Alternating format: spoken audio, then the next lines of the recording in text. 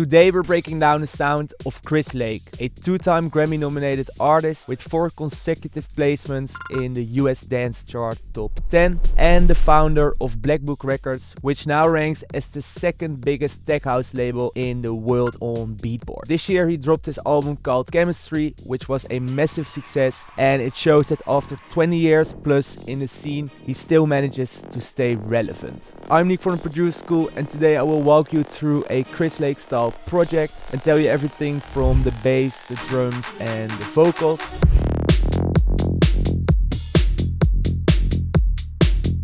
In this video, most of the sounds are from our After Hours Tech House pack, which is heavily inspired by his sound too. And if you want more details on that sample pack, head over to the link in the description where you will find all the information you need. Now let's dive into the video.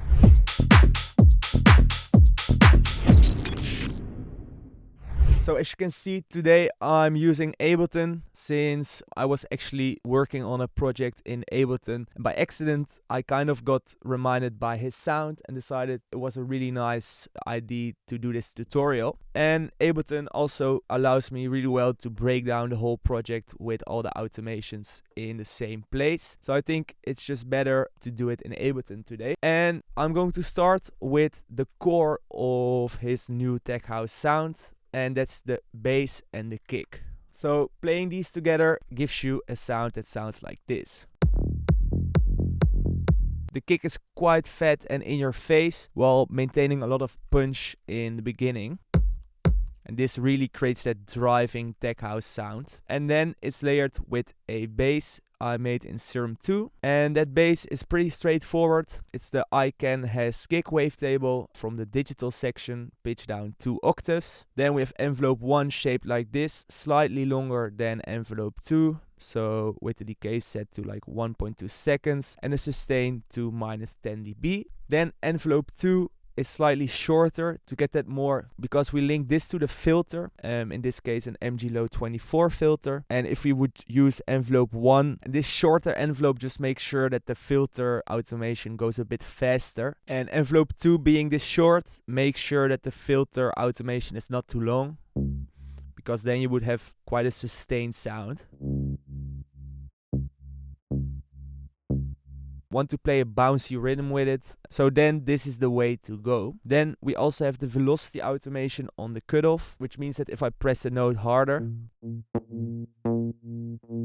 the cutoff opens up more. However, as you can see, it's really subtle and this curve is pretty steep, so you really have to press it hard, but I will show you in the MIDI that this comes in pretty handy. Then for the FX section, in the main section, it's just some distortion. And on the first bus, I added a high pass filter together with some dimension to make it more wide. And then in the mix right here in the filter section, we mix in bus 1, which also adds some higher and wider signal to the sound.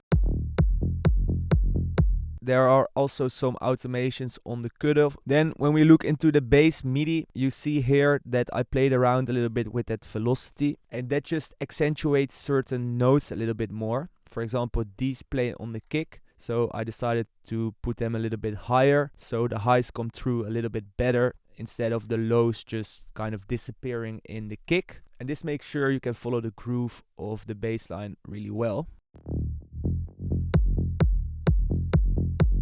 For the processing on the bass, it's pretty interesting, since I think this is really what makes the difference for this sound sounding so fat and in your face. And it's really the key in a track like this, because you have so little elements, so you have to make sure that the sounds that are there are sounding really full. So because of this cutoff and velocity automation, I started off with a compressor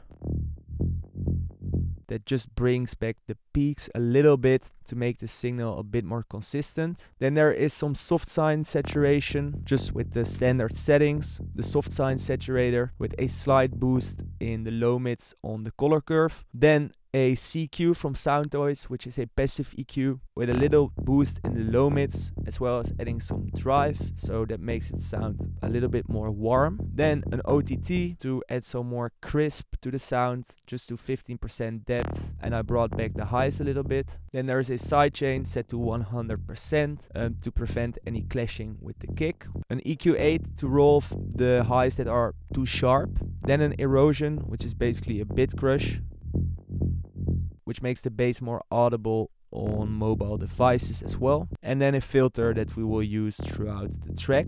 On the kick, it's a little boost here and a specific resonance right here that I wanted to be a bit more prominent. And then there is this decapitator, but with the mix like literally set to like 5% to just add that little bit of dirt to the kick. And then together you have a really fat combination of sounds.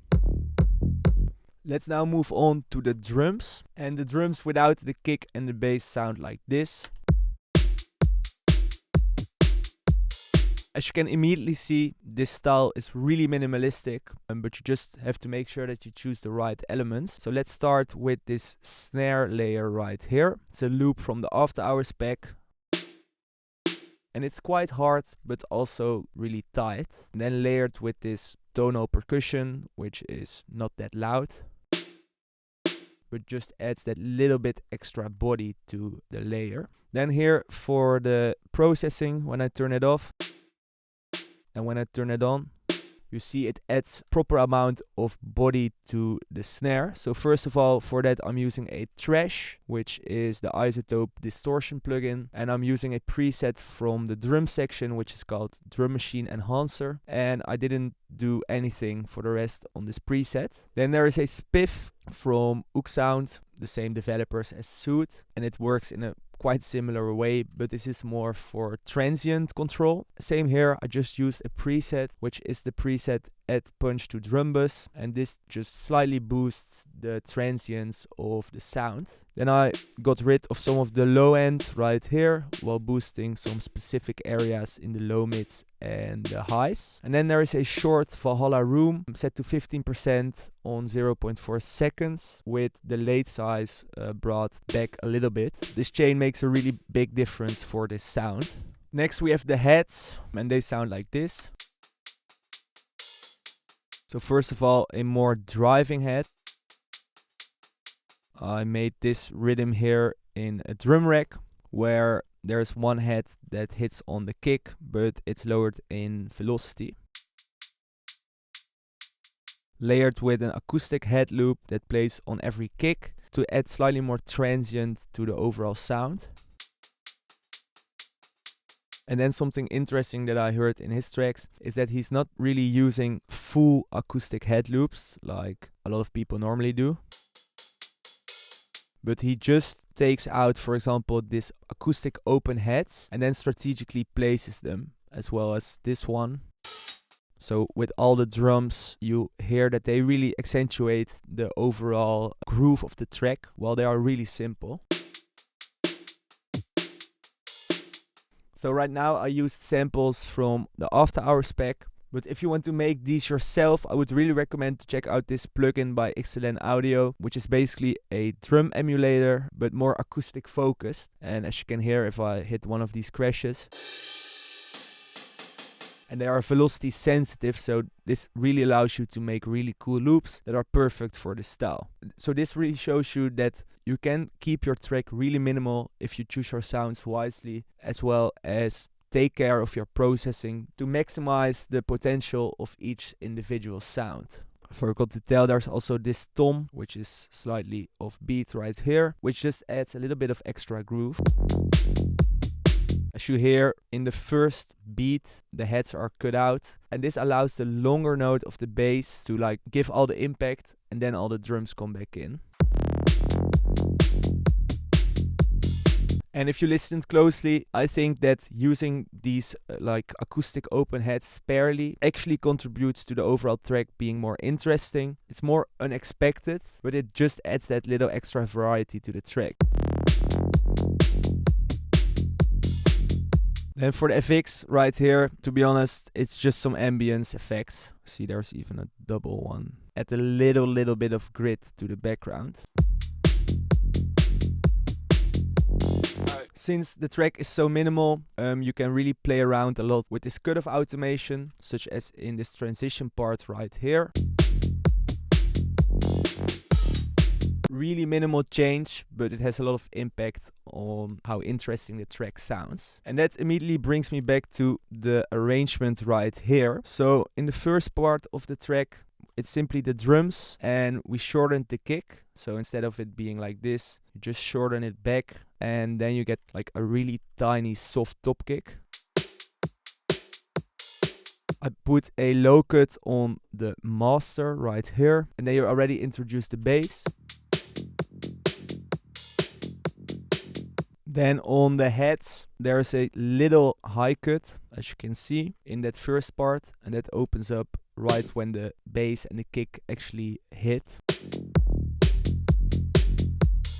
Same for this part of the arrangement, there's this little cut in drums when this cutoff opens right here. Then in this part, there's some kind of little build-up where the cutoff completely opens and a low cut filter is applied to the bass, and this makes it quite big, as you can hear right here.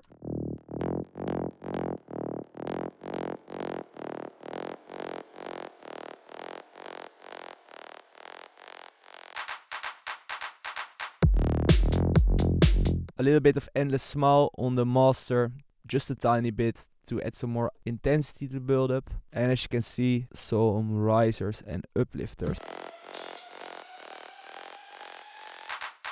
And then let's move on to the last part, which I did mostly for fun, since this project is heavily inspired by his track Toxic. I felt like we might needed some kind of sample that was similar to that Britney Spears Toxic sample. And I ended up with throwing this track in Suno.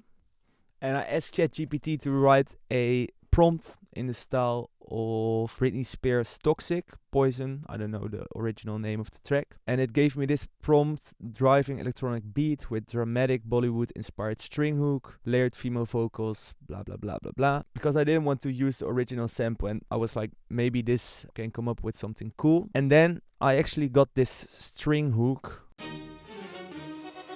which is really nice, so I decided to put it in here to demonstrate that you can also get creative a little bit with sampling or layering more unique elements to really make the difference in the sound. Of course, this sounds nice, but it's pretty basic, so you have to find some ways how you cannot overcomplicate the track, but still add that little extra touch that makes the track unique. So took this part and added a low cut and some vintage verb.